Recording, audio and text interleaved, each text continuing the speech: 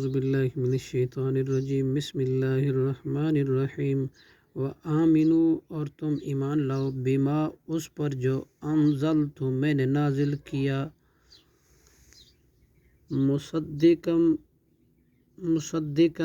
جبکہ وہ تصدیق کرنے والا ہے لما اس کتاب کی جو معکم تمہارے پاس ہے ولا تکونوا اور نہ تم بنو اولا پہلے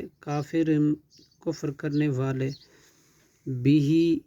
اس کے ساتھ ولا تشترو اور نہ تم بیچو بآیاتی میری آیاتوں کو ثمناً قیمت قلیلا تھوڑی میں وإیایا اور مجھی سے فاتقونی